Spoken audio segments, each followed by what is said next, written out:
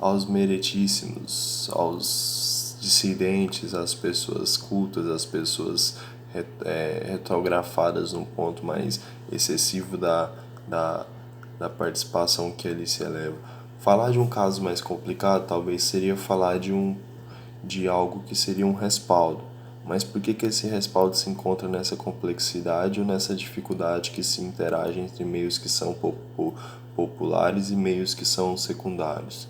Talvez a alternância existente entre alguns dos períodos que ali se deu, talvez foi um problema que se daria através de uma extensa discussão, mas não que talvez haveria uma elevação no elemento mais primordial. Se a gente falar da Alemanha em si, talvez a gente entenderia que a Alemanha seria um país de término longo, ou seja, a gente teria um país que estaria ligado a um fundamento mais de hierarquia, né?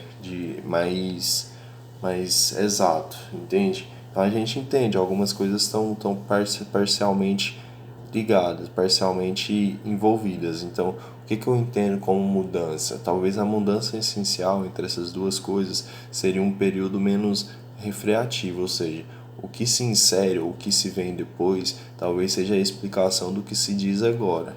Mas por que ter um cuidado para a gente poder desvislumbrar essas duas coisas e ter essas duas coisas como parte de algo mais entendido? Não é que agora a reação vai ser dos dois lados, entende? Por que a gente entende algumas coisas como necessárias? Por que a gente entende que moldar certo tipo de cultura é algo que infere um pensamento mais populista? Não é que agora a arte está voltada a algo que se diz respeito à vontade dos eméritos, mas entender que algumas coisas são policiadas, entende? Então algumas coisas são ditas como formas formais e comuns de antever certas coisas do passado. Mas o que está ligado ao à justiça, né? Por que a gente entende algumas coisas que são um pouco mais em virtude, né, ou em forma de algum caráter que se dá a respeito de certo tipo de entendimento? O que exigiria Engels de Marx? Essa pergunta talvez seria um pouco desprovida do conhecimento do que talvez seria Deus. Porque Marx, para alguns, se a gente for entender, talvez seria uma elevação espiritual, mas ele já recusa isso dizendo que a igreja não tem nada a ver com isso. Ou seja, Karl Marx não tá inserido diretamente na igreja católica. E se tiver, talvez seja um envolvimento mais particular do que se diz respeito ao que se inferiria aos séculos antecessores, né? Não é que aí a gente está falando do fio da meada da eternidade, fio da eternidade. Talvez um livro de Ken Follett explicaria o fim do período da guerra, mas não explicaria o início da guerra, que talvez seria o começo do comunismo radical. Agora a gente não pode confundir comunismo radical com jornalismo radical, ou seja, o que faziam Trotsky, Lenin, talvez seria uma afronta ao que se diria a respeito a algo que viria a ser explicado séculos depois. Um século depois, ou 2 séculos depois, não sei. Mas vamos entender agora o que se diz respeito ao comunismo e ao que enfrentou com tanta veemência Karl Marx no Manifesto Comunista. A passagem da sociedade secreta para sociedades operárias comunistas foi um complexo processo histórico. Segundo Bert Andres, a Liga dos Justos devia alguns traços de sua organização secreta como o conceito de comunismo. As sociedades secretas neobalbifistas, como as quais as comunas da Liga em Paris tinham estreitas relações, os membros da Liga estavam obrigados a difundir os princípios, fazer novos recrutamentos, fundar associações oficiais de operários e artesãos. Foi somente nos grandes centros da Liga, em Paris e Londres, e mais tarde em Genebra, que as comunas tiveram uma existência e uma atividade contínuas, apoiando-se sempre em associações operárias paralelas. A mudança teve o seu epicentro na Inglaterra, onde o desenvolvimento industrial era mais avançado e a atividade da classe operária mais aberta à Convenção Geral das Classes Operárias da Grã-Bretanha. O primeiro parlamento operário, convocado em 1869 pelos cartistas, havia discutido publicamente durante meses a organização da greve geral como meio de conquista do poder. O horizonte político do Justo de Londres foi ampliado consideravelmente. O mesmo Anderson sustenta que existe aí uma classe operária nascida da fábrica que fazia valer suas reivindicações por meio do poderoso movimento cartistas. Havia liberdade de reunião e de associação. Havia, além dos numerosos operários e artesãos de todos os países europeus, exilados políticos franceses, alemães, italianos e poloneses, de todas as opiniões. A Liga tinha, apesar do elemento germânico ser fortemente preponderante, um caráter internacional.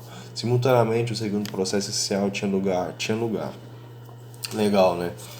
Ele fala de algo que se especularia, né?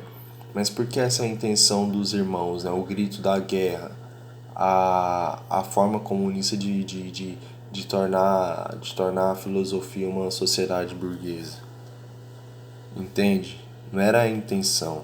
Por que a gente diria que a sociedade burguesa estava fora dessa filosofia, que era uma filosofia mais a priori mais radical e que se derivaria de algo que seria um intuito mais operário? Por que o marxismo em si é uma linha geral? A gente entende a linha geral como algo que dá pelo gosto do endurecimento de classe, ou seja, não é que agora as duas coisas estão ligadas e as duas coisas se interpõem, mas porque a valorização do método em si, né? Por que a gente entende essas coisas e e divergentemente a gente entende que algumas coisas estão passando de uma forma mais literal, de uma forma mais incisiva. Então a gente entende que a própria porcentagem, ou seja, a própria limitação, ou seja, a limitação daquilo que a gente se distingue ou aquilo que a gente faz, talvez seria uma coisa meritocrariamente dita como forma mais opulenta, né? Mas por que a valorização do dinheiro, valorização das coisas? A gente daria isso talvez explicando o Capital, mas não o Manifesto Comunista. Mas por que a conspiração e o comunismo? Ó, aqui já estava falando, né? Já desde sua adesão à Liga, Marx ainda já era conhecido como comunista, como bem revela este informe da polícia alemã de 14 de fevereiro de 1846. Três chefes comunistas alemães, entre os quais se encontra Karl Marx, estão preparando a edição de 8 volumes sobre o comunismo, sua doutrina, sua conexão, sua situação na França e na Inglaterra. Ele já diria, né? Mas o que antecede o comunismo, né? Vamos falar sobre a tradição comunista. Os iguais foram derrotados, seus dirigentes presos ou como o próprio Bebelf guilhotinados. No processo foram acusados de jacobinos e terroristas, mas criaram uma tradição que sobreviveu em poesias e cantos e num programa que se lia. Um povo sem propriedade, sem os vícios e os crimes a que ela dá origem, não teria necessidade do grande número de leis sobre o qual penam as sociedades civilizadas da Europa. Não se tratava de maquinações de grupos à margem da corrente histórica. A luta contra o monopólio das propriedades tinha sido proclamada pela própria Constituição Jacobina de 1793, embora nunca levada à prática. Aquela elevou a igualdade ao nível dos direitos naturais imprescritíveis e deixou de qualificar a propriedade de direito inviolável e sagrado. Por outro lado, fora da França, além dos intelectuais revolucionários, foram sobretudo os representantes da nascente classe operária os que lutaram pelos objetivos da Revolução Francesa.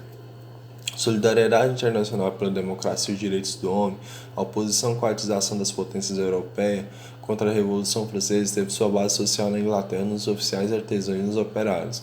A tradição e o programa igualitarista, crescimento denominado comunismo da Revolução Francesa, foram transmitidos diretamente ao movimento operário por um sobrevivente dos iguais. Felipe, eu estou tratando aqui de um ensaio, né? Talvez isso aqui não é tão direto como seria o Manifesto Comunista que proclamaria algo que derivaria não da Revolução Francesa, cara, mas de uma coisa mais instintiva, sabe? A Revolução Francesa foi uma coisa instintiva, entende? Por que esse domínio? Por que essa insegurança, né? Vou pesquisar aqui, só um segundo.